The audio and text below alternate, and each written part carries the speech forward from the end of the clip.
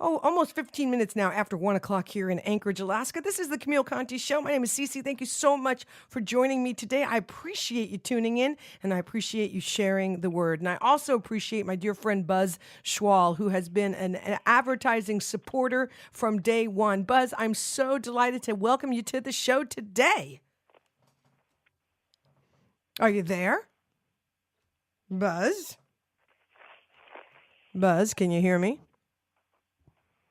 All right. Well, everything is queued up as it should be. I hear you, Buzz, but I don't know why. Oh, hold on a second, Buzz. You see, we're learning as we go. Hold on. Hi, Buzz. Hi, Cece. Oh, it's so humbling. I was talking to you, and I could hear you, and I'm like, why isn't he hearing me? And then I looked. I thought, oh, because I forgot to plug that thing into that thing. So,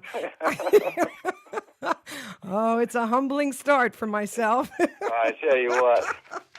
So this is you got to turn it on. Yeah, that's plug it in. phase one. I think I need to make sure I eat before the show. Maybe that's part of the problem. So, Buzz, thank you so very much for your support of the show and for your underwriting support as one of my advertisers. I have been talking about you and Buzzoplex, but I really wanted to introduce you to the listeners because what you do is so incredibly unique. And so I just want to kind of start at the beginning. What made you become fascinated and ultimately involved in puppets and marionettes and the creation of them?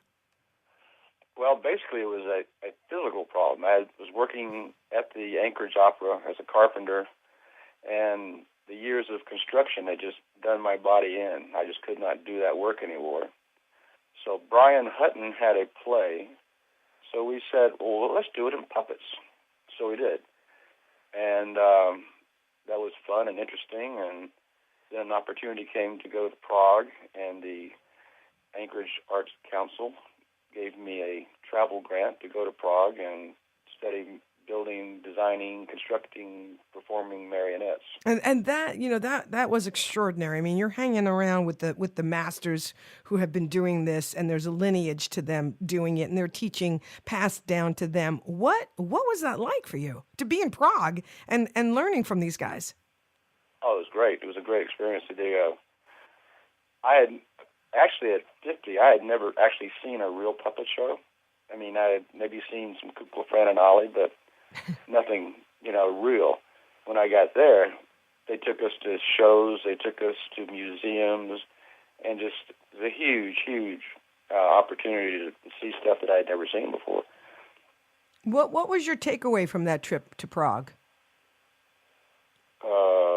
Well, the basic thing is how to design a puppet, how to take it from the conceptual drawings through the technical drawings, through the building of it, painting, costuming, performing. They gave me a pragmatic approach to it. And I still use that same approach today. Would you say that there was that on some level they just legitimized what you were doing? I mean, at that time, was it more of a hobby than what it is today, or not so much? Well, then it was just not even. It was just traveling, following the muse. They said, "Oh, this is an opportunity. Let's go see what's happening." From what has happened since then to now was never anticipated or planned. Yeah, I don't think like when you were a little boy, I don't know that you said to yourself, when I grow up. Right. Like I say, at 50, I'd never really seen a show. So what was the first full show that you put on? And I remember we were just chatting about this morning, where I think the first place where I saw your work was at the Alley, which was a great place downtown on 4th Avenue. And you did a couple of performances there. But what was your first full feature using these marionettes and puppets? That one really was it. I mean, we did some little shows at Side Street Cafe, a Halloween show, and that sort of thing. But then we, if you're in puppets, there's certain puppet shows you have to do. You have to do Orpheus and Eurydice. You have to do Pagliacci. you have to do Don Giovanni. Oh, Don Giovanni was amazing. That's when I was just like, I mean, really, at that point, I was like, what the heck? How is this even possible? Because aside from the facts that you're seeing Don Giovanni in puppets, I mean, aside from the visual of that you're seeing this classic piece performed with those characters, you've got all these people behind the stage and literally behind the curtain, moving the marionettes and doing the vocal parts. I mean, the whole production was really something I had never seen before myself. Yes, and when I was in Prague, I actually went to see Don Giovanni there, because you're in Prague, you have to see Don Giovanni in puppets because it's everywhere. Wow. But this was a beautiful opera house. It was, people were there in their tuxedos, and they did not just we did the short version, 45 minutes. We did the 4 classic scenes. They did the whole thing. Wow. And their puppets were like twice as big as mine.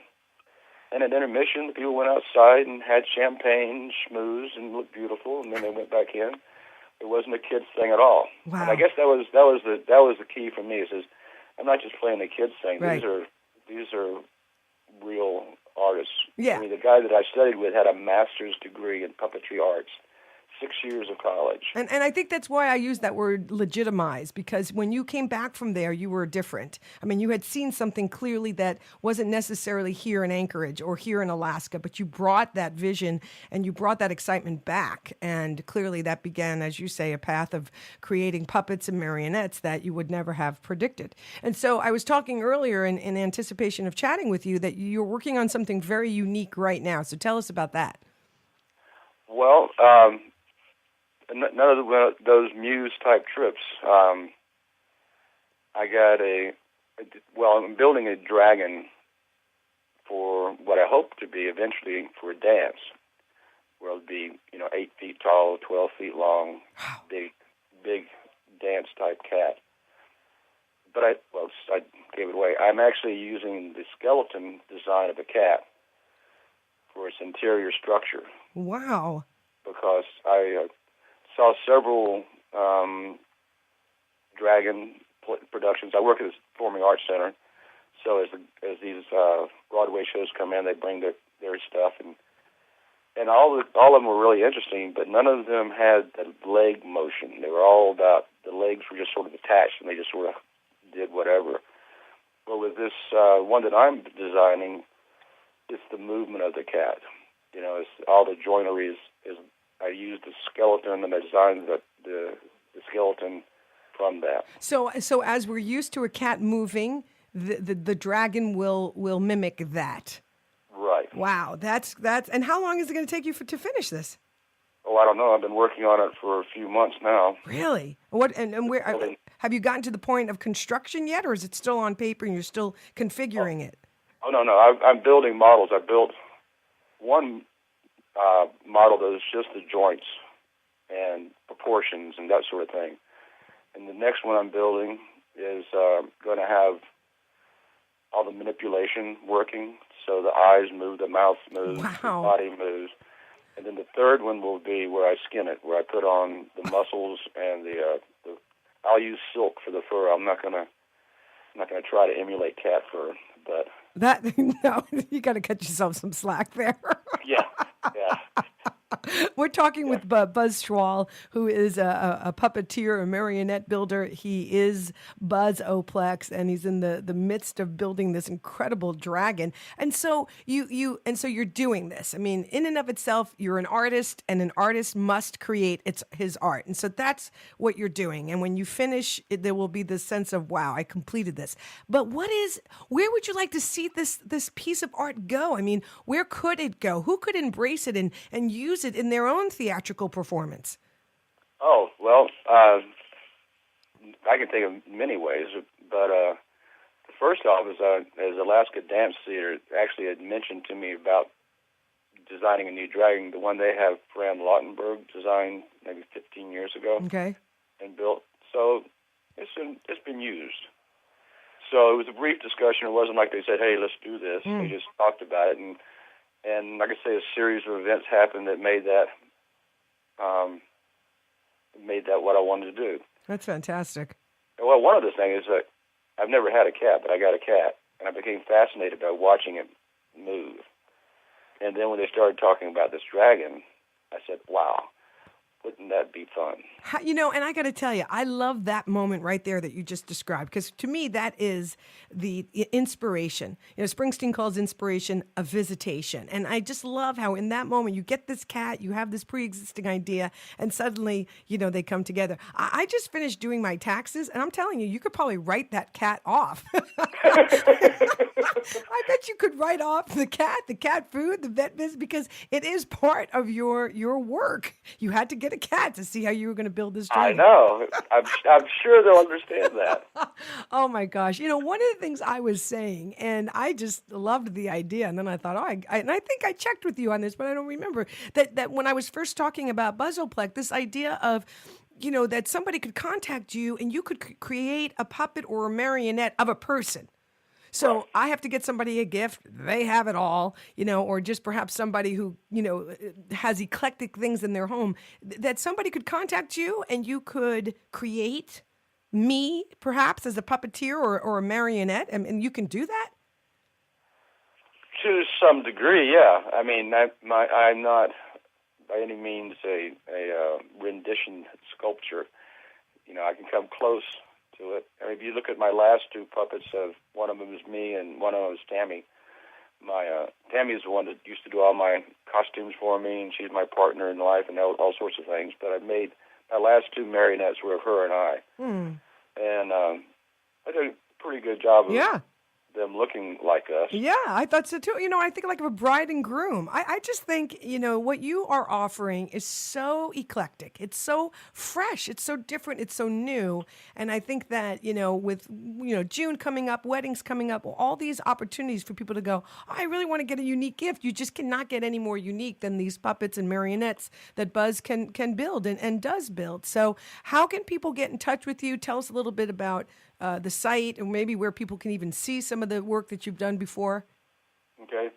Well, I probably wouldn't do what you just said, by the way. But I can't help it. I have great ideas for you, Buzz. It's a great idea. You can see them on top of the cake, you know what I'm saying? Yeah. How much do they want to invest in this little present? Well, if you get the right people, weddings go for a couple, $10,000, $20,000 these days. Oh, that'll cover it, yeah. But, yeah, if you go to buzzoplex.net.com, that's my website, and I've got that page, and then I have, if you go up in the top, you can go to the archives for stuff that's not even, that's not even on that page anymore.